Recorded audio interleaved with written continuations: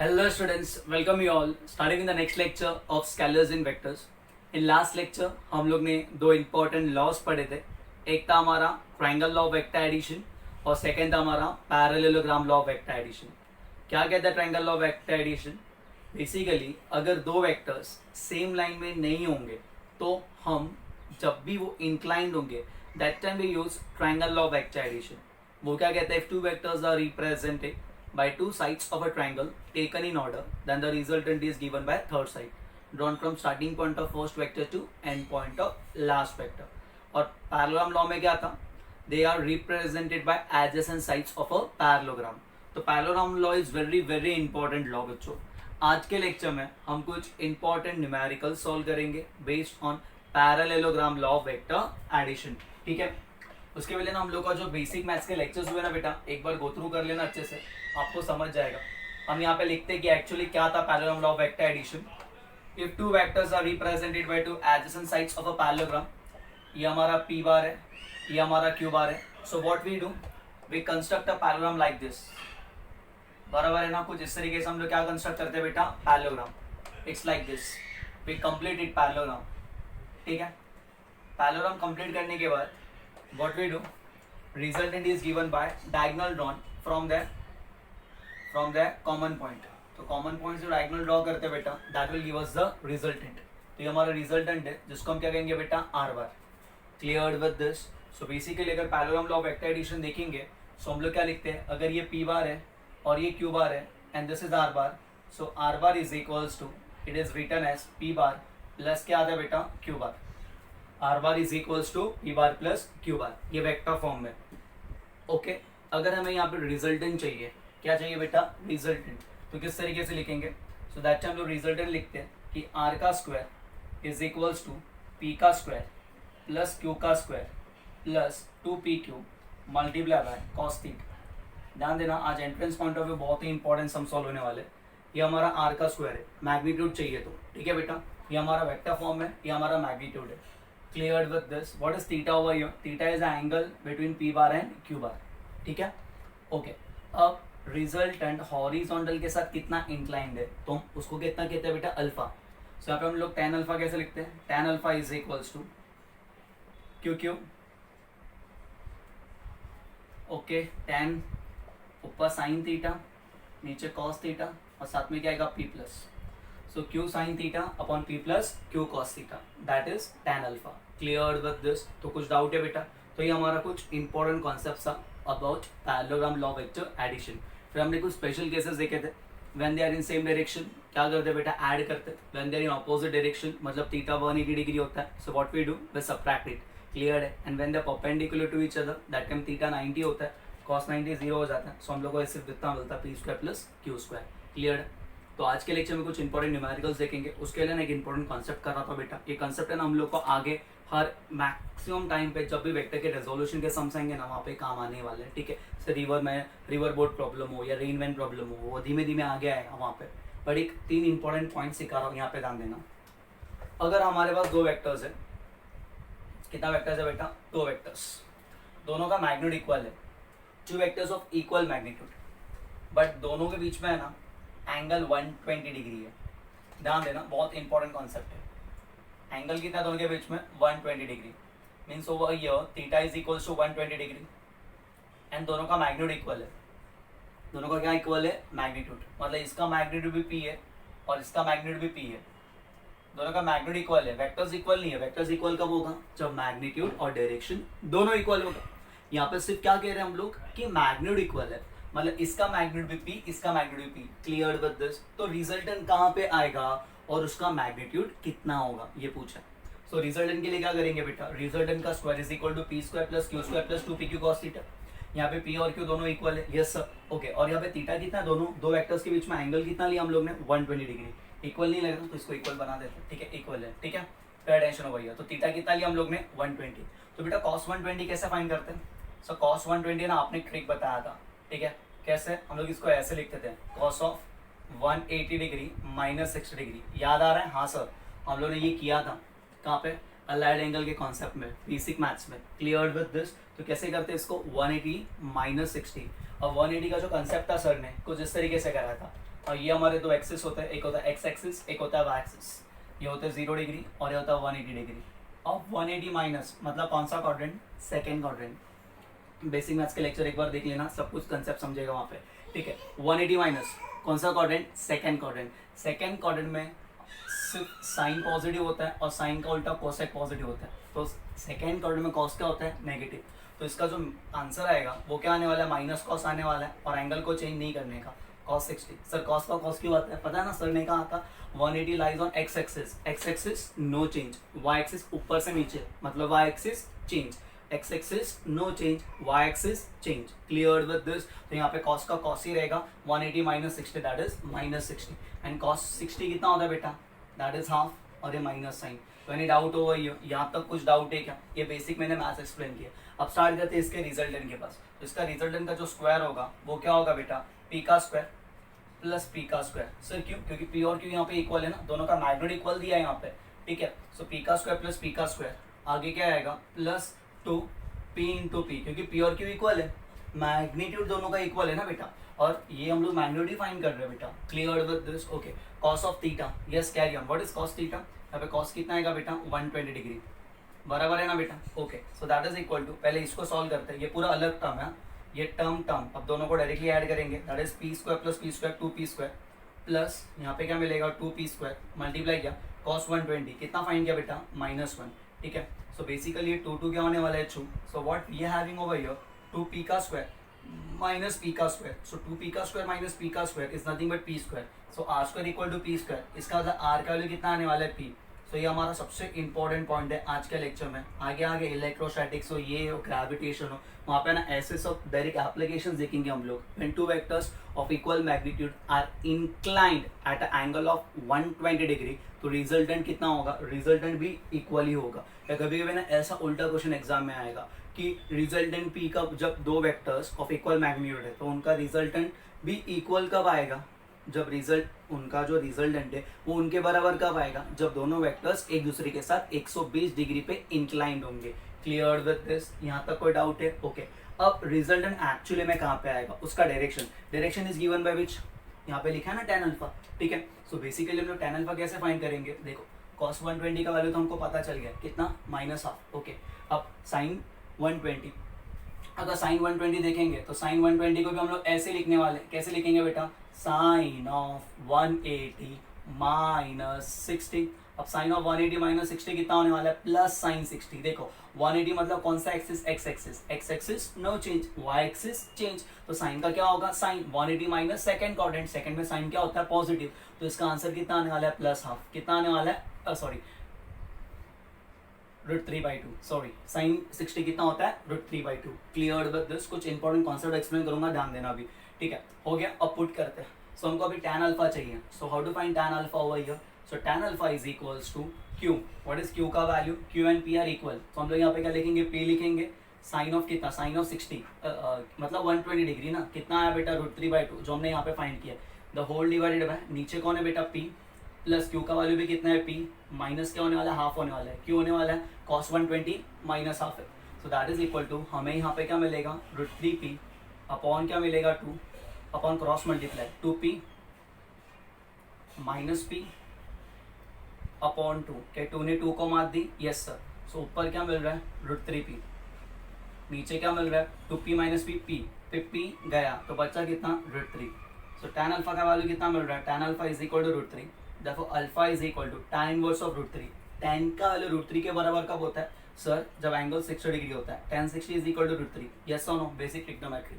इसका मतलब जो हमारा रिजल्टेंट होगा, कौन होगा बेटा? रिजल्टेंट, वो कितने डिग्री पे होगा? वो एक 60 डिग्री पे होगा।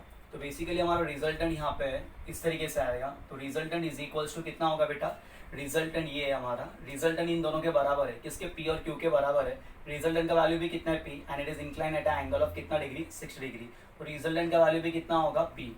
याद रहेगा सर, ये जो 60 है ना, ये 120 का एग्जैक्टली हाफ है। हाँ बच्चों, मैं यही कहना चाहता हूँ, ठीक है, कि अगर दो वेक्टर्स ऑफ इक्वल मैग्नीट्यूड होंगे, ठीक है, और जब उनके बीच में एंगल 120 डिग्री होगा तो रिजल्टेंट का वैल्यू भी उनके बराबर होगा, और रिजल्टेंट दोनों के एग्जैक्टली बीच में होगा, मतलब 120 के एग्जैक्टली बीच में बराबर है बेटा, in between the two, that is 120 का एग्जैक्टली बीच में है, उसको बाइसेक्ट करो, कितना मिलेगा 60 डिग्री। वैसे आगे का कंसेप्ट में ना बेटा, मैं ये अल्फा फाइंड नहीं करने वाला हूँ, डायरेक्टली पूछने वाला हूँ। अगर एंगल दोनों के बीच में एंगल 90 रहेगा, बराबर है, और दोनों वेक्टर इक्वल मैग्नीट्यूड के, तो रिजल्ट एग्जैक्टली दोनों के बीच में होगा, बराबर है। कितने पे होगा? यस, वेरी गुड, 45 डिग्री पे, ठीक है। अगर दोनों के बीच में एंगल कितना होगा? 60 डिग्री होगा। कितना होगा? 60 डिग्री। तो रिजल्टेंट कहाँ पे होगा? और दोनों वेक्टर्स इक्वल मैग्नीट्यूड के, तो रिजल्टेंट एग्जैक्टली दोनों के बीच में होगा। कितने डिग्री पे? 60 का हाफ, दैट इज 30 डिग्री पे, ठीक है।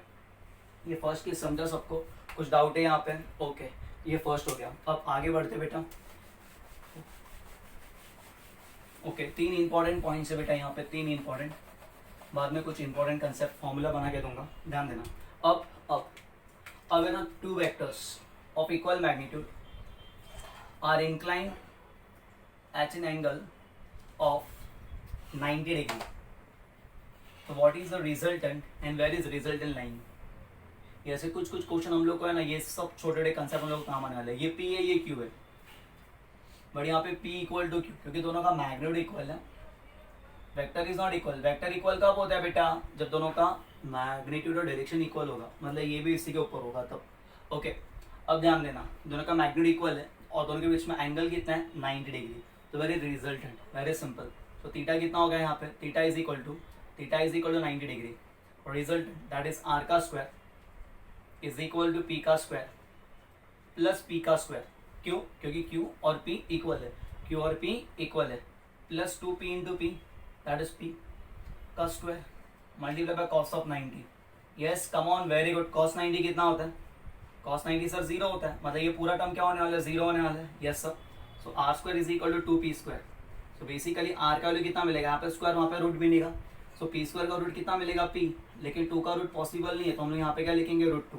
So that is r is equal to √2, ठीक है। और रिजल्टेंट एग्जैक्टली कहाँ पे लाया होगा? दोनों के एग्जैक्टली बीच में लाया होगा, बराबर है ना बेटा? मतलब क्या बोला सर ने कि अगर यहाँ पे दोनों के बीच में एंगल कितना था? थीटा कितना था बेटा? 90 डिग्री था। सो अगर यहाँ पे थीटा 90 है, तो रिजल्टेंट कहाँ पे लाया होगा? सर रिजल्टेंट दोनों के बीच में लाया होगा, मतलब कहाँ पे लाया होगा बेटा? 45 डिग्री पे। तो ये हमारा रिजल्टेंट हो गया। रिजल्टेंट भी किसके बराबर होगा? p के बराबर होगा। ओके, किसके? सॉरी, √2p के बराबर होगा, प्रिंटिंग मिस्टेक। और कितने डिग्री पे लाया होगा? 45 डिग्री पे। कितना डिग्री पे? 45। तो यहाँ पे अल्फा इज इक्वल टू कितना डिग्री? 45 डिग्री। कितना डिग्री? 45 डिग्री। क्या दो कंसेप्ट समझा बेटा? Clear with this? कुछ डाउट है यहाँ पे? ओके, चलो इसी को और आगे बढ़ाते हैं, ठीक है। अब थोड़ा सा एंगल हम और अलग लेके जाते हैं, कंसेप्ट समझना। Now two vectors of equal magnitude, ध्यान देना, न्यूमेरिकल्स में ऐसे डायरेक्टली तुम लोग को सम्स उड़ाने के, ठीक है। इसका मैग्नीट्यूड p है, इसका मैग्नीट्यूड, दोनों का मैग्नीट्यूड इक्वल है, मतलब यहाँ पे ये q बार हो गया सपोज और ये p बार हो गया, बट यहाँ पे magnitude of p is equals to magnitude of q। दोनों का क्या इक्वल है? मैग्नीट्यूड। एंड दोनों के बीच में जो एंगल बोला है ना, वो कितना डिग्री है? 60 डिग्री है। What is angle between the two? 60 degree. पहले कितना था? 120। अब कितना था दोनों के बीच में? थीटा 90। अब कितना है? 60। So theta is equal to 60 degree. Clear है? ओके, स्टार्ट करें। Yes sir. सो रिजल्टेंट क्या मिलेगा? सो रिजल्टेंट हम ऐसा लिखते हैं, R square is equals to P का स्क्वायर प्लस क्यू का square plus 2pq, and cos of दोनों के बीच का angle that is cos of कितना degree? 60 degree. So that is equals to, can be written as p square plus q square. q square is nothing but p square, दोनों का magnitude equal है, दोनों का क्या इक्वल है? Magnitude, plus 2pq, मतलब क्या आएगा? p का स्क्वायर। cos 60 कितना होता है बेटा? हाफ। फिर 2 ने 2 को मार दी, so we are having p square plus p square plus p square, that is 3p square. ये किसका वैल्यू है? r स्क्वायर का। तो व्हाट इज r का वैल्यू? क्या मिलेगा यहाँ पे? √3, साथ में क्या मिलेगा? p, दैट इज r का वैल्यू। याद रहेगा? ओके, सो बेसिकली यहाँ पे 3 इंपॉर्टेंट पॉइंट्स सीखे हम लोग ने। कब? जब थीटा 120 डिग्री है, दो वेक्टर्स इक्वल है, ठीक है, तो रिजल्टेंट भी इक्वल ही होगा उनके। जब थीटा कितना है? 90 डिग्री है, तो रिजल्टेंट इज √2p और एग्जैक्टली बीच पे। जब थीटा 60 है, तो रिजल्टेंट इज √3p। कितना होगा? √3p।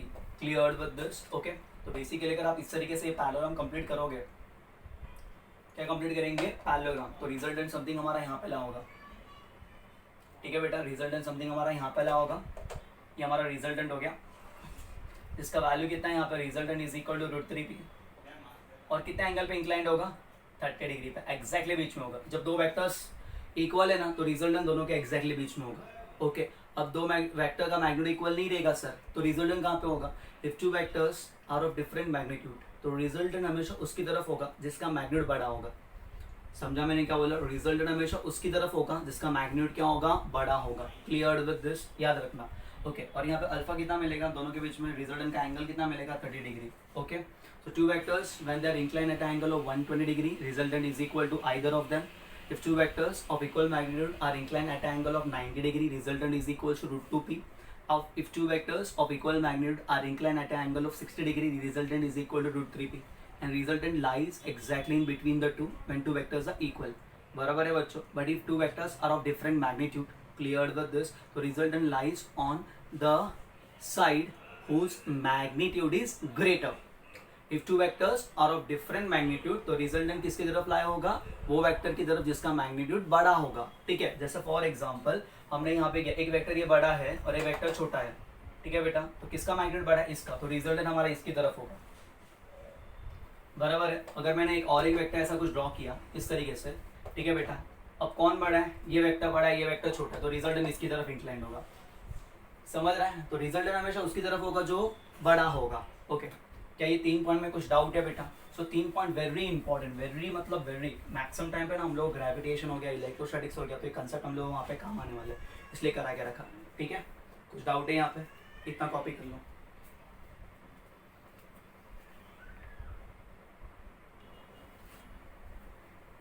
Now next important concept, ठीक है, we are having two vectors, उनका मैग्नीट्यूड इक्वल है एंड एंगल इज थीटा। यहाँ पे एंगल स्पेसिफाई नहीं किया, जैसे वहाँ पे एंगल कितना था, 60 था, 90 था, 120 था। Now two vectors of equal magnitude they are incline at angle theta. हम लोग को रिजल्टेंट एक्सप्रेस करना है in terms of cos, express the resultant in terms of cos. ठीक है, सो इसका ये पी बार हो गया, ये हमारा क्यू बार हो गया, बट वी कैन से कि पी बार का magnitude is equals to q bar का मैग्नीट्यूड। दोनों के बीच में एंगल थीटा है सर, दोनों के बीच में एंगल थीटा है, दोनों का मैग्नीट्यूड इक्वल है, resultant will lie in between the two. ठीक है ना बेटा, वो तो हम लोग को पॉइंट समझ में आ गया, क्लियर है। चलो आगे बढ़ते हैं, किस तरीके से आगे बढ़ेंगे बेटा, वेरी गुड। रिजल्टेंट कैसे लिखते हैं सर, आर का square is equals to its P का स्क्वायर प्लस क्यू का square plus 2pq multiply by cos theta. Yes sir, so can we write this as R का square is equals to P और Q equal है, so P का square plus P का square plus 2 P into P का square and cos of theta. चलेगा, तो देखो R का square is equal to p square 2p square p square, मतलब ये तो 2p स्क्वायर था, ये पूरा अलग गया। यू कान ऐड ये वाला टर्म और ये वाला टर्म, क्योंकि यहाँ पे कुछ मल्टीप्लाई है। अब 2x को 3x स्क्वायर के साथ ऐड नहीं कर सकते, अलग अलग टर्म है, दिख रहा है ना बेटा, तो यहाँ पे कुछ नहीं है और यहाँ पे ट्रिग्नोमेट्रिक फंक्शन है, यू कान ऐड दैट। तो बेसिकली हमको यहाँ पे क्या मिलने वाला है, 2p square common 1 plus cos of theta, any doubt over you, ये रिजल्टेंट का स्क्वायर है, डायरेक्टली याद रहेगा बेटा। ओके, अब 1 plus cos theta, again basic maths में कुछ इंपॉर्टेंट फॉर्मूला सर ने डिराइव किया था, हमें ये लिखने का, जिसको नहीं पता भी फिलहाल के लिए याद रखना, 1 प्लस कॉस थीटा क्या होता है, 2 cos square theta by 2, and 1 minus cos theta क्या होता है, it is 2 sine square theta by 2। Sir अभी याद कैसे रखने का, वेरी सिंपल, एक्सप्लेन करते हैं, ध्यान देना बेटा किस तरीके से चलेगा कंसेप्ट। अभी अगर 1 प्लस कॉस की बात हो रही है, ये फॉर्मूला देखना किस तरीके से, सिंपल ट्रिक में याद बताता हूँ। अगर प्लस है ना तो यहाँ पे कॉस लिखो, क्या लिखो, कॉस, फिर आगे 2 ऊपर 2 नीचे 2 का ट्राइंगल, 2 का ट्राइंगल, आगे 2 ऊपर 2 नीचे 2, क्या बोला, आगे 2 ऊपर 2 नीचे 2। वैसे यहीं पे अगर 1 माइनस कॉस थीटा होगा तो हम कैसे लिखेंगे, माइनस है ना तो यहाँ पे साइन लिखो, क्या लिखो, साइन, ये वेक्टर सब्ट्रैक्शन में काम आएगा, अभी याद रखना 1 माइनस वाला, तो आगे 2 ऊपर 2 नीचे 2 हो गया ना बेटा। सो 1 प्लस रहेगा तो कॉस लिखना और 1 माइनस रहेगा तो साइन लिखना, आगे 2 ऊपर 2 नीचे 2। अगर ये 2 थीटा होता तो 2 थीटा अपॉन 2 सिर्फ थीटा बचता, अगर ये 3 थीटा होता तो 3 थीटा अपॉन 2 होता, अगर ये 4 थीटा होता तो 4 थीटा अपॉन 2 2 थीटा बचता। आगे टू ऊपर टू नीचे टू, याद रहेगा, बोलो बोलो, आगे टू ऊपर टू नीचे टू, क्लियर है? ओके, तो बेसिकली यहाँ पे क्या मिलेगा सर, उस तरीके से हमको यहाँ पे r square is equals to मिलेगा 2p का स्क्वायर, ओके, 2 मतलब यहाँ पे प्लस है तो कॉस आएगा, कॉस थीटा आएगा, आगे टू कॉस के ऊपर टू, थीटा के ऊपर टू नहीं, कॉस के ऊपर टू, थीटा के नीचे टू। अब ये टू कैंसिल नहीं करने का, ये पूरा अलग कंसेप्ट है, समझ रहा ना, ये एंगल है, ठीक है, you can cancel out this. Okay, 2 2 जा कितना होगा 4, सो बेसिकली आर स्क्वायर का वैल्यू कितना मिल रहा है, दैट इज 4 p का square cos square theta by 2, ठीक है, ये स्क्वायर वहाँ पे क्या बनेगा रूट, तो आर का वैल्यू कितना मिलेगा 4 का रूट 2, p स्क्वायर का रूट p, कॉस स्क्वायर का root cos of theta by 2। So कभी भी अगर कोई भी एंगल पे इंक्लाइंड होगा ना, डायरेक्टली याद रखने का, क्या याद रखने का बेटा, resultant is equals to yes 2p cos theta by 2, okay, in vector addition, अब तक वेक्टर एडिशन चल रहा है, वेक्टर सब्ट्रैक्शन नेक्स्ट लेक्चर से काम चालू करेगा, ठीक है। Vector addition, if two vectors of equal magnitude are inclined at an angle theta then resultant is given by 2p cos theta by 2। अब देखते हैं ये फॉर्मूले से हमारे जो 3 फॉर्मूला हमने बनाए थे क्या वो चल पा रहे हैं या नहीं पा रहे, मतलब वहाँ पे अप्लीकेशन हो रहे नहीं हो रहे। अगर थीटा का वैल्यू आपका 120 होगा, सो उस हिसाब से रिजल्टेंट क्या होना चाहिए, 2p cos of 120 upon 2, that is 2p cos of 60, that is 2p cos 60 half, 2 cancel p। देखो ना, हमने वही देखा था, दो वेक्टर ऑफ इक्वल मैग्नीट्यूड, दोनों के बीच में एंगल 120 रहेगा तो रिजल्टेंट भी उनके बराबर होता है, that is r is equal to p, वही तो आ रहा है, समझ रहा ना बेटा, क्लियर विद दिस, ये किसी के लिए भी काम करेगा। अगर थीटा का वैल्यू देखो ना 90 डिग्री होगा, देखते हैं, तो r का वैल्यू कितना मिलेगा 2p cos of 90 upon 2, okay, so हमें यहाँ पे क्या मिलेगा 2p cos of 90 upon 2, that is cos 45 कितना होता है 1/√2, अब ऊपर टू नीचे √2, हमको यहाँ पे क्या मिलेगा √2p। When two vectors of equal magnitude are inclined at an angle of 90 degree, resultant is equal to √2p, समझ रहे बेटा। नेक्स्ट, अब थीटा का वैल्यू कितना होगा, सपोज 60 डिग्री होगा, सो r का वैल्यू कितना होगा, that is 2p cos of 60 upon 2, what is cos of 60 upon 2, cos 30, so 2p multiply by cos of 30, cos 30 कितना होता है, so cos 30 is √3/2, बल्लो बल्ले, yes sir, so p ने p को मार दी, so that is nothing but √3p, वही तो आ रहा था सर, हाँ सर, समझ रहे हैं। so if two vectors of equal magnitude cleared with this are inclined at this angle, हम लोग को रिजल्टेंट वही मिल रहा है। so अगर दो वेक्टर्स के बीच में एंगल 30 डिग्री होगा तो कैसे करेंगे, रिजल्टेंट एग्जैक्टली बीच में होगा 15 डिग्री पे, यहाँ से भी 15 वहाँ से भी 15, बट उसका वैल्यू कैसे फाइंड करेंगे, ओके, या तो हमें वो फाइंड करने के लिए हमको ये वाला फॉर्मूला अप्लाई करना पड़ेगा, p square plus 2pq multiply by cos 30 कितना था √3/2, ये 2 कैंसिल होगा, या तो एक वो फॉर्मूला है, सर मुझे वो फॉर्मूला समझ गया, मैं यहाँ से कर सकता हूँ, आप यहाँ से बता सकते हो किस तरीके से करें। अगर हम यहाँ पे 30/2 पुट करेंगे तो हमारे मन में ये चल रहा है कि यहाँ पे 15 डिग्री आएगा, मैं तो तुमको एडवाइस करूँगा कि ये फॉर्मूले से ही करना, सिर्फ ये कब अप्लाई करने का, जब हम लोग को थीटा मतलब ये वाला कब अप्लाई करने का, सिर्फ 3 ट्रिक्स के लिए, समझ रहे हैं। बट आपको अगर यहाँ पे 30 के लिए भी अप्लाई करना है तो किस तरीके से वो मैं एक्सप्लेन करता हूँ। अगर 30/2 है ना सर, तो वो कितना डिग्री हो रहा है, अगर हमने यहाँ पे लिखा cos of 30/2 तो कितना हो रहा है 15 डिग्री। सर cos 15 तो हमको ट्रिग्नोमेट्रिक टेबल में नहीं पता, तेरे को ट्रिग्नोमेट्रिक टेबल में नहीं पता, बट बेसिक मैथ्स के लेक्चर में मैंने ये कंपाउंड एंगल के मेथड से कराया था। हाँ सर, कैसे कराया था, इसको हम लिख सकते हैं cos of 45 degree minus 30 degree, yes sir वही होता ना, cos 45 माइनस 30 कितना होता है 15 डिग्री, इसको हम क्या लिखेंगे cos के साथ cos, that is cos of 45 cos of 30, okay, minus sine of 45 sine of 30, ठीक है, cos 45 1/√2 cos 30 √3/2, ओके, ये नेगेटिव तो बीच में पॉजिटिव आएगा, ठीक है ना। फॉर्मूला में अगर ये नेगेटिव तो बीच में क्या आता है पॉजिटिव, cos बोले तो दोस्ताना बोले तो शेम, cos के साथ cos, साइन के साथ साइन 45 √2 साइन 30 क्या होगा बेटा हाफ, दोनों में 2√2 सेम है तो नीचे 2√2 आएगा और ऊपर क्या मिलेगा √3+1, ये हमारा कंसेप्ट है, ठीक है।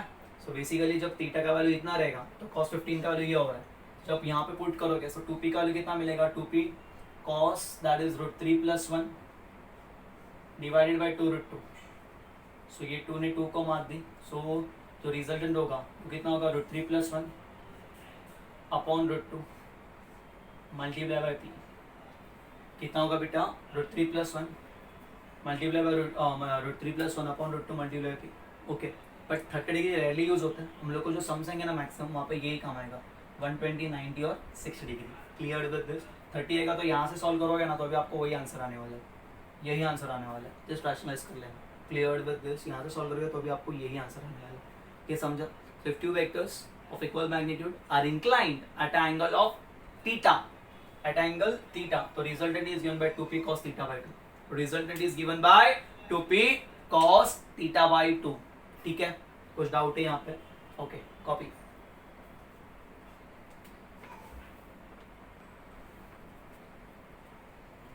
Yes, so starting with the first sum of today's lecture. अब तक बेसिक कंसेप्ट हमने क्लियर कर लिए हैं.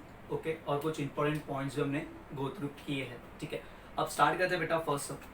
To vectors of magnitude 6 and 8 units. So हमें पी का वैल्यू कितना दिया बेटा 6 यूनिट एंड क्यू का वैल्यू कितना दिया यहाँ पे, क्यू का वैल्यू कितना दिया 8 यूनिट्स.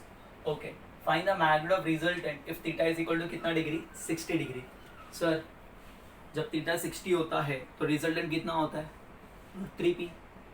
कब? जब दोनों वेक्टर का मैग्नीट्यूड इक्वल होता है. क्या यहाँ पे दोनों वेक्टर का मैग्नीट्यूड इक्वल है? नहीं सर. सो थीटा 60 डिग्री तो थीटा 60 होगा चलेगा, बट यहाँ पे रिजल्टेंट √3p नहीं आने वाला है. वो कब होगा? जब दोनों का मैग्नीट्यूड इक्वल होगा तभी करने का. अब यहाँ पे डिफरेंट मैग्नीट्यूड है ना, तो किस तरीके से सॉल्व करेंगे? Very simple concept. Yes, carry on. तो हम क्या करेंगे पता है सर, ये 6 से ये 8 है, दोनों के बीच में एंगल कितना है 60 डिग्री. तो हम करेंगे r का square is equal to p का स्क्वायर प्लस q का square plus 2pq cos theta. ये एवरग्रीन फॉर्मूला है, सबके लिए अप्लाई होता है. ठीक है बेटा. Okay, different magnitude, same magnitude के सिर्फ मैंने ट्रिक्स बता के रखा है. ठीक है, स्टार्ट करेंगे. तो यहाँ पे क्या होगा r square is equal to p का स्क्वायर दैट इज 6 का स्क्वायर 36, 8 का square 64 plus 2 multiply by 36 multiply by कितना होगा 8 और cos कितना होता है that is equal to 60 half. ये 2 ने 2 को मार दी. 36 plus 64 that is equal to ये कितना होगा 100 प्लस 8 6 48. तो कितना होगा बेटा 48. ये किसका वैल्यू है r स्क्वायर का. तो जो r का वैल्यू होगा वो क्या मिलेगा under root of 148. So under root of 148 मतलब समथिंग 12 पॉइंट समथिंग आंसर आएगा. ठीक है ना, क्योंकि 12 का स्क्वायर कितना होता है 144. Clear with this. बराबर है ना बेटा. तो 12 पॉइंट समथिंग आंसर आएगा, वो कर लेना तुम. ठीक है, स्क्वायर रूट के मेथड से. अब आगे सिर्फ यहाँ ये लिखा तो भी चलता है, इतना लिखा तो भी चलेगा यूनिट्स. ठीक है, नेक्स्ट. अब थीटा कितना है 90 है. तो क्या मिलेगा बेटा r square is equals to yes carry on p का स्क्वायर प्लस q का square plus 2pq multiply by cos of कितना मिलेगा 90. अब cos 90 का जो वैल्यू होता है ना वो क्या होता है 0, इसलिए पूरा टर्म 0 बनेगा. Since cos 90 0 that's why entire term will be equals to 0. तो यहाँ पे जो r का स्क्वायर मिलेगा वो क्या मिलेगा p square. What is p over here 6 का स्क्वायर बलो बले plus q that is equal to 8 का स्क्वायर. सो r का स्क्वायर कितना मिलेगा 6 का square that is equal to 36, 8 का square that is equal to 64. So r का स्क्वायर कितना मिलेगा 100 that is r is equals to yes carry on कितना होगा 10 that is equal to 10 units. ये कब होएगा जब दोनों vectors are inclined at angle of कितना डिग्री 90 डिग्री. क्लियर है. ओके, चलो आगे बढ़ता है. अब कितना का है थीटा का वैल्यू कितना का है. थीटा का वैल्यू उन्होंने कहा है जब theta is equal to 120 degree होगा. तो ये same formula r square is equals to p square plus q square plus 2pq into cos of 120 degree that is equal to p का square. What is p 6. So 6 का square is 36, q 8 का square is 64 plus 2 multiply by that is 6 multiply by q. What is q का value. q का value कितना दिया 8 दिया है. Okay, and cos of theta, cos theta कितना होगा यहाँ पे माइनस हाफ होगा. अभी देखा ना हम लोग ने आज के लेक्चर में, शुरुआत ही यहीं से हुई थी. कॉस 20 120 कितना होता है minus half. Clear with this, याद रखने का. कॉस 120 जो कॉस 60 का होगा ना वही, बिकॉज 120 का सप्लीमेंट्री एंगल कौन है 60 डिग्री है. तो जो 60 का होगा ही वही कॉस 120 का होगा. ठीक है, सिर्फ 120 में आपको माइनस साइन लिखना है क्योंकि 120 सेकेंड क्वाड्रेंट में लाया होगा. वैसे एक 3 इंपॉर्टेंट पॉइंट यहाँ पे ध्यान देना. Cos 120 is equal to cos 60, मतलब माइनस ऑफ cos 60, क्योंकि देखो ना ये सप्लीमेंट्री है. 120 प्लस 60 180, तो cos 120 का वैल्यू कितना आएगा माइनस हाफ, ये नोट कर लेना. ठीक है. वैसे वैसे cos ऑफ 135 डिग्री, 135 का सप्लीमेंट्री कौन होगा, cos ऑफ 45 डिग्री. देखो ना 135 प्लस 45 कितना होता है 180. So that is equal to कितना मिलेगा ये माइनस 1/√2. याद रहेगा ये 2 पॉइंट्स. ओके. तीसरे के लिए यहाँ पे जगह बनाता हूँ. थर्ड cos ऑफ 1 कितना था 35 था ना, 150 degree.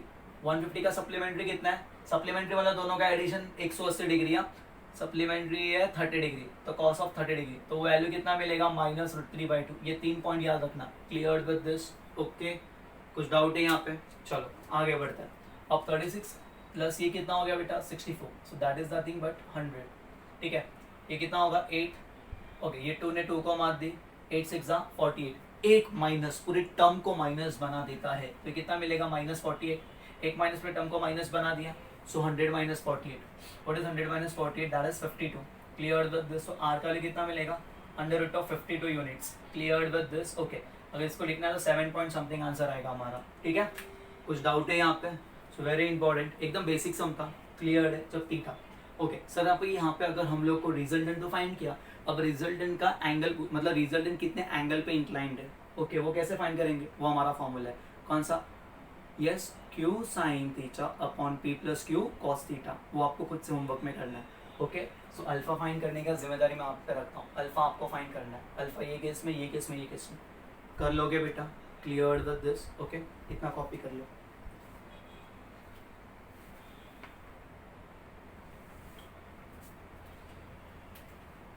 Yes. Next important concept क्या बोला है, 2 vectors acting through a point are in ratio. कौन सा रेशियो में 3:5. ओके. कौन सा रेशियो 2 वेक्टर्स का 3:5. तो लेट अस अज्यूम एक वेक्टर को p को हम लोग कितना लेंगे, दैट इज इक्वल टू, अगर p को हम 3x ले रहे हैं, लेट द कॉमन मल्टीपल भी x, सो हम q को क्या लेंगे, q को हम लेंगे 5x. क्या लेंगे 5x, क्योंकि उनका रेशियो कितना है 3:5, तो p अपॉन q कितना मिल रहा है 3:5. एक. Find the angle between, if the angle between them is 60 degree, means what is given over here, theta का वैल्यू कितना दिया 60 degree, and magnitude of resultant is 35 degree. Resultant का जो मैग्नीट्यूड है वो कितना दिया है 35 degree. 35 is the magnitude of resultant. Find the magnitude of vectors, means we have to calculate p and q. कैसे करेंगे? सो वेरी सिंपल, वही अपना फॉर्मूला. अब इक्वल इक्वल मैग्नीट्यूड नहीं है ना, तो direct formula r² is equals to p का स्क्वायर प्लस q का square plus 2pq multiply by cos of theta, that is cos of 60, r square that is 35 का स्क्वायर, 35 का square is equal to p का square, that is 3x का square, कितना होगा 9x square, plus q का square 5x का square, कितना होगा बेटा 25x स्क्वायर. बराबर है? Yes sir. Plus 2 multiply bye 3x into 5x. cos 60 कितना होता है हाफ. ठीक है. 2 ने 2 को मार दी. बराबर है? Yes sir. अब 35 का स्क्वायर, आप इसको या तो 2 बार लिखो 35 इंटू 35 तो भी चलेगा, या 35 का स्क्वायर.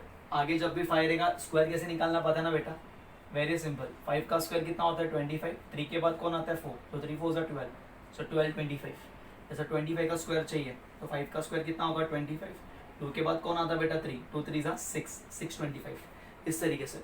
तो डैट इज वैसे भी कर सकते हैं. अब ध्यान दो 9x स्क्वायर प्लस 25 स्क्वायर कितना होता है 34x स्क्वायर, और 3 5 15. तो अगर इसको देखोगे बच्चों तो ये हमारा कितना मिल रहा है, ये हमारा मिल रहा है 15x स्क्वायर. तो ये 15x स्क्वायर, ये 25x square, total 40x square plus 9x square कितना होगा 49x स्क्वायर. चलेगा. सो क्या मैं बेटा x स्क्वायर को ऐसे लिख सकता हूँ, x स्क्वायर को ऐसे लिखो 35 इंटू 35 अपॉन नीचे मल्टीप्लाई, यहाँ पे क्या होगा डिवाइड, तो 49 को 7 इंटू 7, तो 7 1 7 5 7 1 7 5 5 5 25. ठीक है. दैट इज एक्स स्क्वायर का लोग 25 है, दैट मीन्स एक्स का वैल्यू कितना होगा बेटा 5. That's the value. एक्स का वैल्यू कितना होगा 5, तो x is equal to 5 units. Clear 5. तो यहाँ पे देखो पी का वैल्यू कितना होगा, फाइनली पुट करते हैं. व्हाट इज मैग्नीट्यूड पी का वैल्यू, पुट करो यहाँ पे 5. सो पी का जो वैल्यू मिलेगा वो मिलेगा यहाँ पे 3 5 से कितना होगा 15.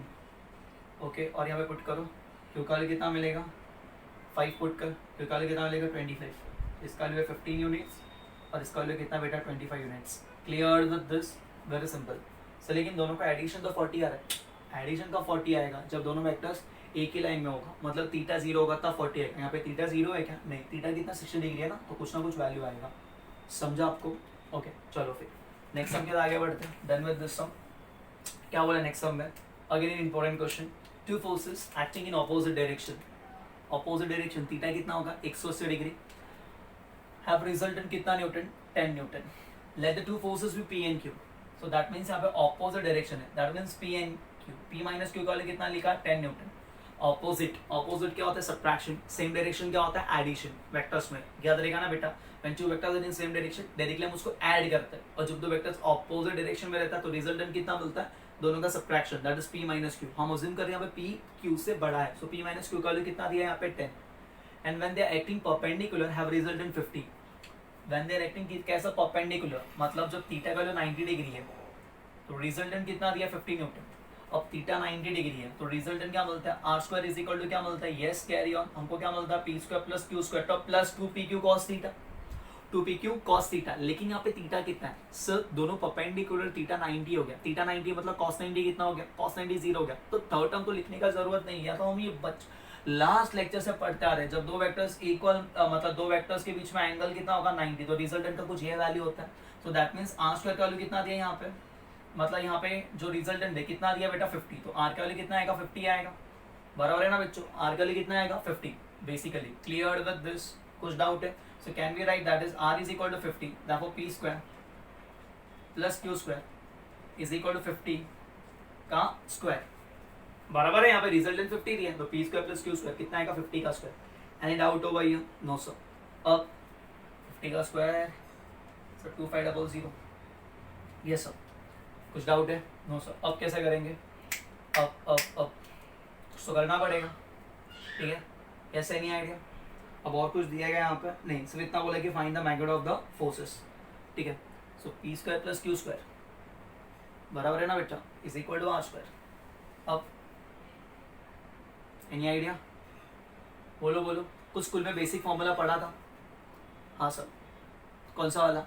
a माइनस बी को a प्लस बी के टर्म्स में लिखने का। या तो एक वो मेथड हो सकता है, या तो हम ये भी लिख सकते हैं। यहाँ पे देखो a नेगेटिव है, q वहाँ पे क्या होगा? q positive.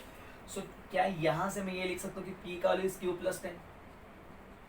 पुट करते हैं यहाँ पे, तो हमको क्या मिलेगा? p के प्लस पे q plus 10 the whole square plus q square is equal to 2500। बराबर है? तो q का स्क्वायर 2ab, a कौन है? q, b कौन है 10, सो क्या आएगा 20q प्लस 10 का स्क्वायर 100 प्लस q का square is equal to 2500। q का स्क्वायर 2q का स्क्वायर प्लस 20q, ये 100 प्लस वहां पे क्या होगा minus, is equal to 2400। Now सबको 2 से डिवाइड करो, तो क्या मिलेगा? q स्क्वायर प्लस ये कितना मिलेगा 10q is equals to 1200, is equals to 1200। कुछ डाउट है बेटा? कंसेप्ट समझ रहा ना क्या कर रहे? सो बेसिकली हमको यहाँ पे क्या मिल रहा है? q square plus 10q minus 1200 is equals to 0। कौन सा इक्वेशन मिला सर? ये तो हम लोग को क्वाड्रेटिक इक्वेशन मिला। सॉल्व कैसे करेंगे? दो टर्म का मल्टीप्लिकेशन कितना होना मांगता है? दो टर्म का मल्टीप्लिकेशन 1200, और उनको ये क्या नेगेटिव है, बराबर है ना बच्चों? तो अगर ये नेगेटिव है तो एक पॉजिटिव एक नेगेटिव, कौन सा वाला पॉजिटिव कौन सा वाला नेगेटिव? सीधा sign of middle term, middle term कौन है? प्लस, तो बड़ा वाला पॉजिटिव छोटा वाला नेगेटिव। तो क्या मैं इसको ऐसे लिखूँ? q स्क्वायर प्लस 40q बराबर minus 30q minus 1200 is equal to 0। चलेगा क्या? हाँ सर। देखो ना 40 इंटू 30 इज 1200, 40 माइनस 30 इज 10। इसको सॉल्व करेंगे तो q का वैल्यू कितना मिलेगा? सॉल्व करने तो आता है ना, या तो 40 या तो q का वैल्यू कितना मिलेगा 30। पता ना कैसे किया? हाँ सर। आपने यहाँ से q कॉमन लिया तो ये q प्लस 40 आया, आपने यहाँ पे माइनस 30 कॉमन लिया तो यहाँ पे q प्लस 40 आया, दोनों में q प्लस 40 कॉमन लिया तो q प्लस 40 और सेकेंड ब्रैकेट में q माइनस 30, जब इक्वेट करें तो ये मिलेगा। लेकिन हमने यहाँ पे p और q मैग्नीट्यूड लिया है, since the magnitude can never be negative, last lecture में एक्सप्लेन किया था मैग्नीट्यूड हमेशा क्या होता है पॉजिटिव, वो कभी नेगेटिव नहीं होना चाहिए। Since magnitude can not be negative तो ये value E value not solvent, क्योंकि यहाँ पे मैग्नीट्यूड नेगेटिव आ रहा है, so magnitude can not be negative, तो ये क्यू का वैल्यू -40 नहीं चलेगा। सो क्या होगा, क्यू का वैल्यू कितना लेंगे हम 30, तो therefore Q is equal to, हम अज्यूम कर रहे हैं हम, देयरफॉर फाइनल आंसर यहाँ पर लिखते हैं, तो फाइनल आंसर में क्या आएगा, Q is equal to 30 newton. Therefore P का वैल्यू कितना मिलेगा, यस कैरी ऑन, ये 30 है ना, यहाँ पर पुट करो, कहाँ पे, यहाँ पे 30 + 10 कितना मिलेगा 40, so P is equal to 40 newton, Q is equal to 30 newton. Clear with this, कुछ डाउट है यहाँ पे, एक नॉर्मल मेथड हो गया, ठीक है, मतलब ये है आम जिंदगी। अब आपको एक इजी एक स्टेप में ये कैसे सॉल्व कर सकते हैं एंट्रेंस में, वो एक्सप्लेन करते हैं।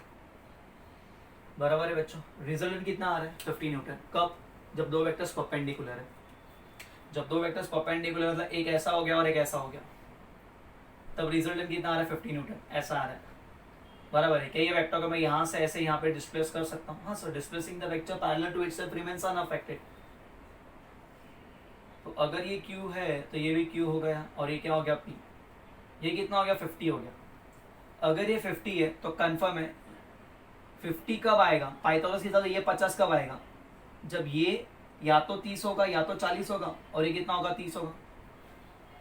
बेटा पाइथागोरस के हिसाब से ये 5 कब आएगा, जब ये 3 होगा और ये 4 होगा, या ये 3 होगा ये 4 होगा ना, 3 का स्क्वायर 4 का स्क्वायर 9 + 16 25, पाइथागोरस स्केलर ट्रिपलेट का मेथड, समझ रहा ना बच्चों। तो इस तरीके से, तो बेसिकली अगर ये 50 चाहिए तो एक 40 होना मांगता है और एक 30 होना मांगता है, तो कौन सा 40, बड़े वाले को 40 ले लो, छोटे वाले को 30 लो। देखो ना 40 - 30 कितना आ रहा है, 10 आ रहा है, एंड 40 का स्क्वायर + 30 का स्क्वायर कितना आ रहा है, 1600 + 900 दैट इज 2500। 2500 किसका रूट है बेटा, 50 का, तो आ रहा ना बेटा। तो डायरेक्टली एंट्रेंस में तो एक स्टेप में खत्म होता है, ठीक है। डायरेक्टली हमको पता चलना मांगता है दोनों का रिजल्टेंट कितना है, दोनों का रिजल्टेंट का स्क्वायर कितना है, 50 है ना बेटा, दैट्स इट। तो एक 40 होगा और एक क्या होगा 30, ये ऑप्शंस के थ्रू से भी हम लोग फाइंड कर सकते हैं, समझा, यस कॉपी।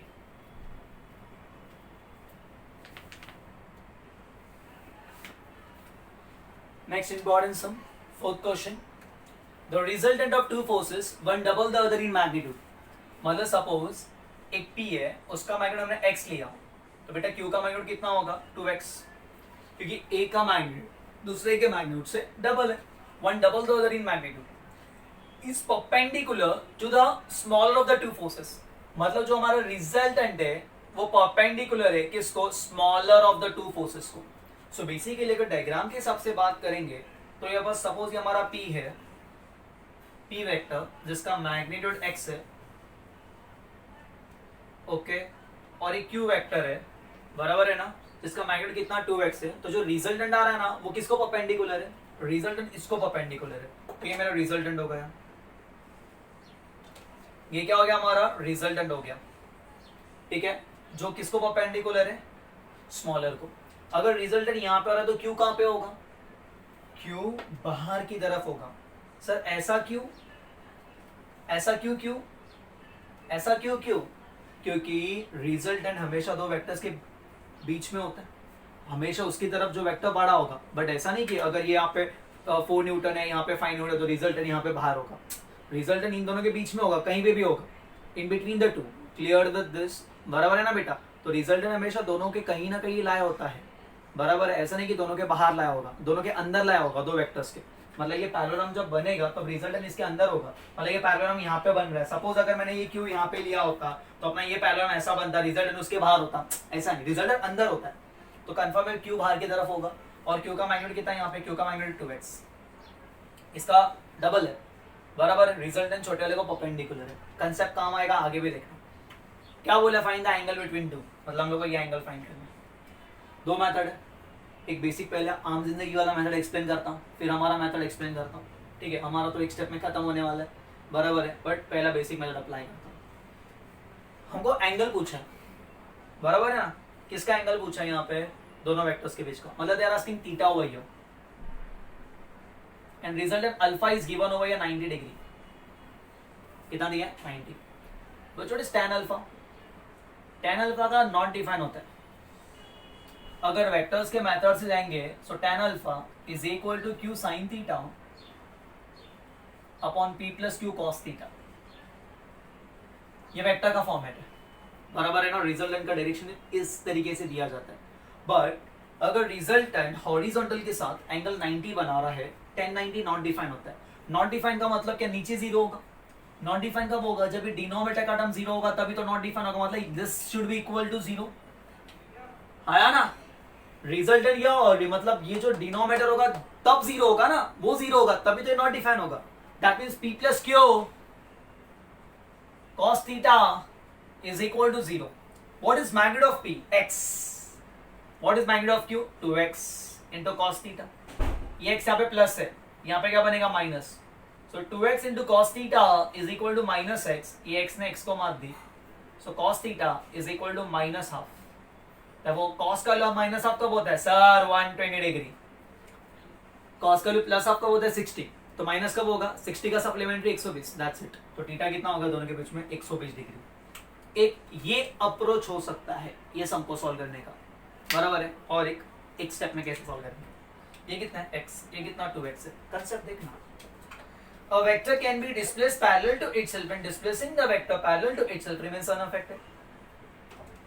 मतलब काय म्हणाले सर तुम्ही, आपण ह्याला इकडून असं इथे ट्रान्सफर करू शकतो असं, म्हणजे हे इकडे आहे तर हे इकडे येणार, ते पण पीच असणार, तो पी का वैल्यू भी कितना मिलने वाला है, x से मिलने वाला है, हाँ ना। तो बेसिकली मैं ये फाइंड कर सकता हूँ सर, बहुत इजी है। ये कितना है x है, ये कितना है 2x है। तो ये देखो बेटा, ये एंगल 90 हो गया ना, तो ये ट्राइंगल देखो, सिर्फ ट्राइंगल देखो, कंसेप्ट समझना। ट्राइंगल देखो, ये ट्राइंगल में ये x है, ये 2x है। तो अगर मैं सपोज ये फाइंड कर रहा हूँ, सपोज इसको क्या बोलता हूँ, जो बोलना है बोलता हूँ, बीटा बोलता हूँ, क्या बोलता हूँ बेटा, बीटा। सो यहाँ पे साइन बीटा का वैल्यू कितना होगा, opposite upon hypotenuse, opposite x 2x half. ये समझा क्या? अगर मैं सिर्फ यहां से यहां तक एंगल को बीटा कह रहा है, तो साइन बीटा क्या होता है, ऑपोजिट अपॉन हाइपोटेनस, तो ये कितना होगा, हाफ होगा। सो बच्चों अगर हम देखेंगे साइन हाफ कब होता है 30 डिग्री पे, सो बीटा 30 है। सो अगर ये 30 है और ये 90 है, तो ये पूरा कितना होगा, तो ये पूरा होगा 120 degree. That's the answer, that's the answer. इस तरीके से भी कर सकते हैं, समझा बच्चा? कुछ डाउट है यहाँ पे? Clear with this? Yes, copy.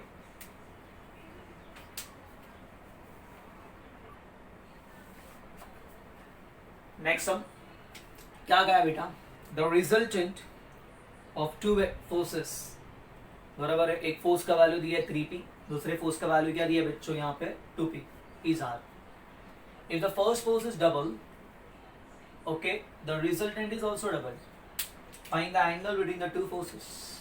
Very simple. तो एक को अगर हम लोग इसको p लेते उसको q लेते, तो एक का वैल्यू दिया 3p, दूसरे का कितना दिया 2p, ओके। तो किस तरीके से करेंगे, केस 1, जो first vector p is equal to 2p या p1 बोलता है, and q is equal to 2p, ये 3p 2p, तब रिजल्टेंट कितना है बेटा r।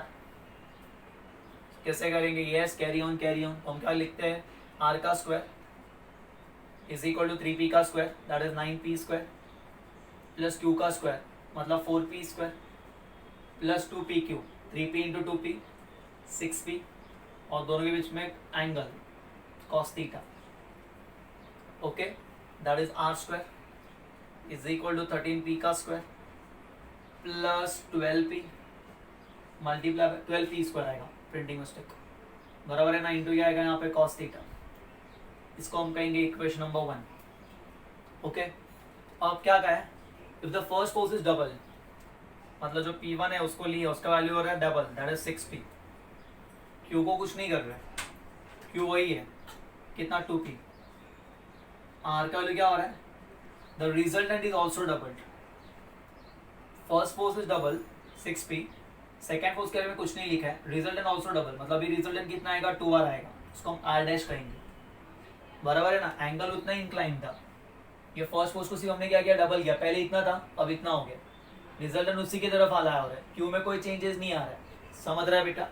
पहले जब रिजल्टेंट नहीं आया, मतलब p यहाँ पे था तो रिजल्टेंट समथिंग यहाँ पे ला रहा था, अब इसको बढ़ाया तो ये भी डबल हो रहा है, ठीक है। ऐसा कुछ कैसे करेंगे, yes yes yes yes carry on, ठीक है। सो अभी कैसा आगे बढ़ेंगे, पुट करते हैं r का स्क्वायर दैट इज 2r का स्क्वायर पी का स्क्वायर 6p का स्क्वायर, क्यू का स्क्वायर 2p का square, that is 4p square plus 2p 6p Q 2p into cos of theta. उतने ही एंगल पे था, हमने क्या किया, सिर्फ p को खींचा, डबल किया और r को डबल किया, तो दैट इज इक्वल टू यहाँ पे क्या मिलेगा 4r square, that is 6p square plus 4p square, 2 6 12, 12 2 24, 24p into cos theta. Any doubt होगा ये? अब सबको ना हम 4 से डिवाइड कर सकते हैं, चलेगा? क्या आएगा यहाँ पे, पहले लिखते हैं 4r square is equal to 36 plus 4 कितना होगा 40, 40p square plus 24 p square p square p square p square p square into cos theta. Okay yes sir, सबको 4 से डिवाइड करो, तो क्या मिलेगा यहाँ पे r square 10p square plus 6p square into cos theta. Okay, अब इसको इक्वेशन 2 कहेंगे। अब नाउ पूछा गया एंगल बिटवीन द टू, मतलब उनको आर में कोई इंटरेस्ट नहीं है, उनको थीटा में इंटरेस्ट है। So what we are going to do, equation 1 और इक्वेशन 2 को डिवाइड करते हैं। क्या करते हैं बेटा, डिवाइड। या ये देखो ना, ये भी आर स्क्वायर के बराबर है और ये भी आर स्क्वायर के बराबर है, या तो आप दोनों को डिवाइड करो तो भी चलेगा, या दोनों को एक दूसरे का इक्वेट करो। डिवाइड करके तो यहाँ का आर स्क्वायर वहाँ का आर स्क्वायर कैंसिल होने वाला है, सो डायरेक्ट इक्वेट करो।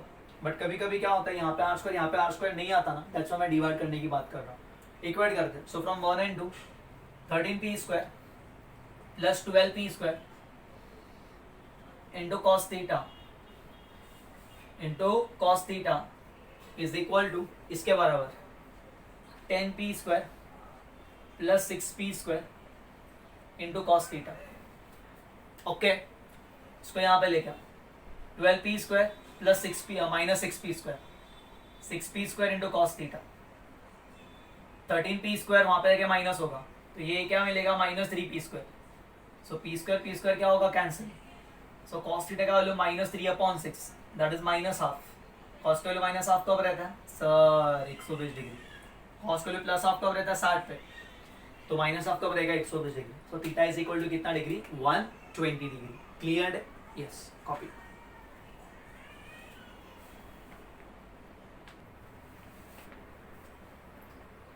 नेक्स्ट हम इसको दो अलग अलग मेथड से करेंगे, एक नॉर्मल हमारा मेथड और सेकंड छोटा शॉर्टकट। ठीक है, क्या कहा उन्होंने, the sum of magnitude of two forces acting at the point is 18 newton. मतलब दो फोर्सेस का मैग्नीट्यूड 18 न्यूटन है, मतलब कोई भी दो फोर्स को ऐड कर देंगे तो 18 न्यूटन आना चाहिए। देखते हैं किससे आ रहा है, 10 8 18, 13 5 18, 11 7 18 और 9 9 18, मतलब ऑलमोस्ट सब ऑप्शन का ये तो है 18 न्यूटन ही। कभी कभी हम लोग को ये पता चलता है, ऑप्शन से ही पता चल जाता है कि कौन से दोनों का एडिशन करके 18 आ रहा है। यहाँ पे सबको एडिशन करके 18 आ रहा है। ओके, तो चलो आगे बढ़ते हैं। And the magnitude of resultant is 12। Resultant का मैग्नीट्यूड कितना दिया है यहाँ पे 12। क्लियर विद दिस, मतलब रिजल्टेंट 12 दिया है।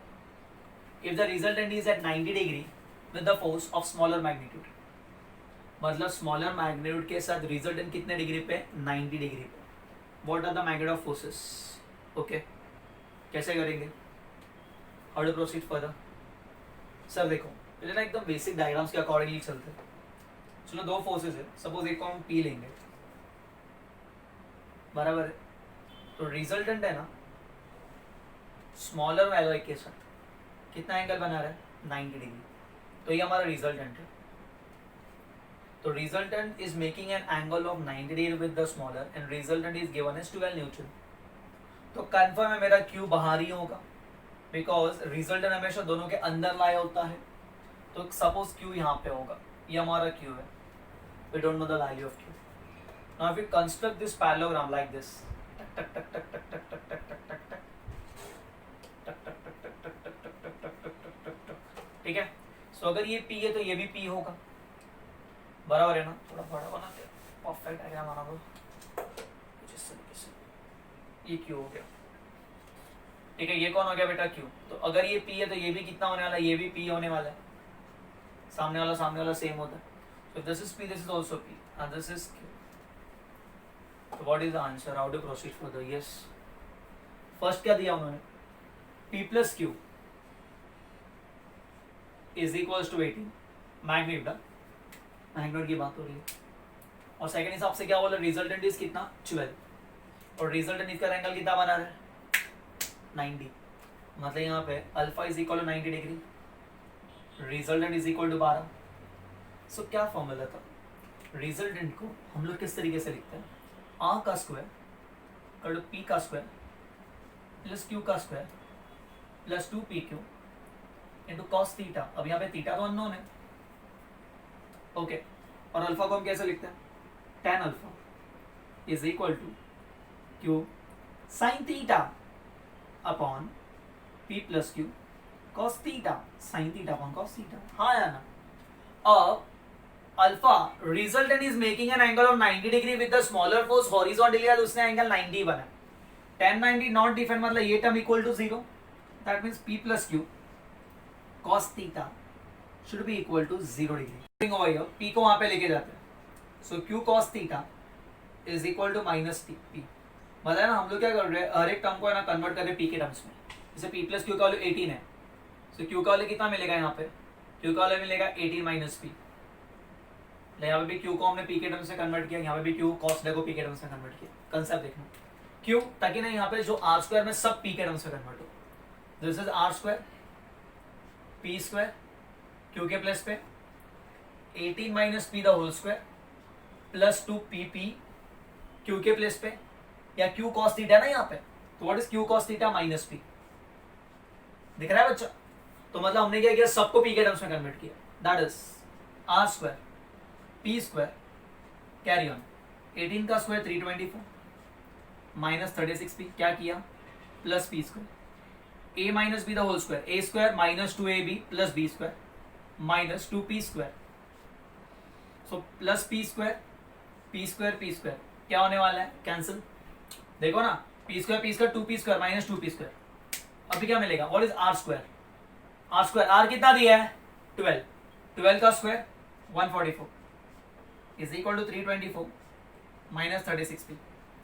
इसको यहाँ पे लाओ तो 36p is equal to 324 minus 144, वो 36p इज इक्वल टू 180, तो p is equal to 180 upon 36 that is equal to 5। So p का वैल्यू कितना आया 5, अब q का वैल्यू कितना आएगा, q is equal to 18 minus 5 that is q का वैल्यू कितना आएगा 13, दैट्स द आंसर। देखो 13 एंड 5 को है क्या, बी ऑप्शन। ये होगी आम जिंदगी। अब छोटा शॉर्टकट डायरेक्टली जैसे करेंगे, ध्यान देना, ट्रिक एकदम कंसेप्ट, ये कंसेप्ट समझा। अगर ये p है तो ये भी p होगा, ये भी क्या होगा q। अभी ये 12 है r का वैल्यू, और ये एंगल कितना हो गया 90, बिकॉज मैं यहाँ से यहाँ पे डिस्प्लेस कर रहा हूँ पैरेललोग्राम लॉ, ठीक है ना, परपेंडिकुलर था ना, एंगल कितना हो गया 90। कंसेप्ट देखना, अभी एक स्टेप में खत्म होने वाला। अब ये 12 है तो ये आपको कौन सा दिख रहा है, राइट एंगल ट्रायंगल। और जब भी राइट एंगल ट्रायंगल दिख रहा है तो हम लोग को स्केलर ट्रिपलेट ढूंढने का, क्या ढूंढने का बच्चों, स्केलर ट्रिपलेट। अभी 12 का स्केलर ट्रिपलेट ढूंढो, मतलब 12 किसके साथ स्केलर ट्रिपलेट बनाएगा, ओके। मतलब अगर ये 12 है तो कंफर्म, देखो ना बेटा, ये 5 होगा और ये 13 होगा, क्योंकि 5 का स्क्वायर 25, 12 का स्क्वायर 144, 25 प्लस 144 169 जो 13 का रूट है, मतलब 5, 12 एंड 13, ये हम लोग को याद रखने का, ये स्केलर ट्रिपलेट है। अब अगर ये मैं 8 लेता और ये 10 लेता तो 12 का स्क्वायर 144, 8 का 5 का स्क्वायर, 5 का स्क्वायर कितना, सॉरी 8 लेते ना यहाँ पे, तो ये 8 और ये 10 होता तो ये कितना था 8 का स्क्वायर 64 144 कितना हो रहा है, ज्यादा हो रहा है ना बेटा, 200 के लगभग, ठीक है बेटा। तो वो नहीं चलने वाला, 200 वाट नहीं चलेगा, क्योंकि वो 200 वाट थोड़ी 10 का रूट आएगा। ऐसे ये भी नहीं चलेगा और ये भी नहीं चलेगा, 9 का होता है जब दोनों वेक्टर इक्वल मैग्नीट्यूड का होगा, समझ रहे हैं। तो बच्चा कौन सा हमारा ये। और एक स्टेप में आपको आंसर देख के पता चलेगा, मतलब ऑप्शन देख के कि कौन सा ऑप्शन है करा रहा है। ये कितना 12, रिजल्टेंट हमेशा उसकी तरफ लाया होता है जो वेक्टर बड़ा हो। तो ये जो वेक्टर है ना, जब एंगल ऑब्ट्यूज बनता है तो ये जो वेक्टर बनता है ना वो रिजल्टेंट से भी ज्यादा होना चाहिए।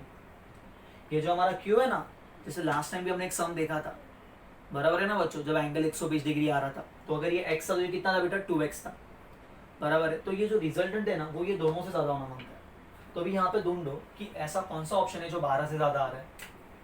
तेरा रिजल्टेंट 12 है तो जब भी एंगल ऑब्ट्यूज बनता है दोनों के बीच में, तो ये जो Q होता है ना वो रिजल्टेंट से भी क्या होना मांगता है, ज्यादा होना मांगता है। जब भी एंगल क्या बनता है याद रखने का, जब भी दोनों के बीच में एंगल क्या बन रहा है, ऑब्ट्यूज बन रहा है, resultant at angle of 90 degree है, तो Q वहां पे होगा। तो ये जो Q होगा ना वो रिजल्टेंट से ज्यादा होना मांगता है। तो कौन सा ऑप्शन में दिखता है कि Q रिजल्टेंट से ज्यादा है, यही दिखता है 13, दैट्स इट। तो ये ऑप्शन है, ऐसे किया तो भी चलता है। समझा बच्चों, क्लियर है? Okay, copy. Yes, last sum for today. ठीक है, क्या लिखा है, if n vectors of equal magnitude acting through a point and the angle between adjacent vectors is 2n upon pi, find the result। दो important point है, एक 2n upon pi equal magnitudes. ठीक है, तो ऐसे हर एक केस में ये सिनॉप्सिस के टर्म से भी याद कर लेना, रिजल्टेंट हमेशा जीरो मिलता है। जब इक्वल मैग्नीट्यूड के वेक्टर्स होंगे and they are acting through a common point, तो रिजल्टेंट कितना मिलेगा, जीरो। से कैसे बता रहे हैं हम, ध्यान दो।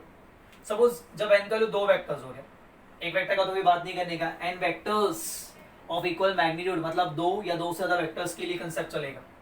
ठीक है, एक कभी रिजल्टेंट नहीं देगा ना, दो रिजल्टेंट देते हैं ना।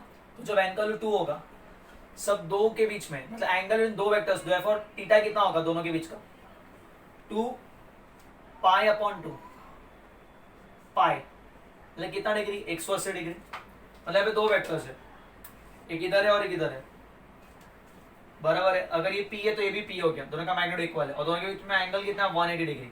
मतलब they are negative vectors, so they cancel out each other, such resultant कितना होगा, जीरो। बाबा यहाँ से मैं खींच रहा हूँ 5 न्यूटन से, यहाँ से 5 न्यूटन से मूव होने वाला है क्या, नहीं, क्योंकि n vectors of equal magnitude are acting in opposite direction हो गया यहाँ पे, ये फर्स्ट केस हो गया।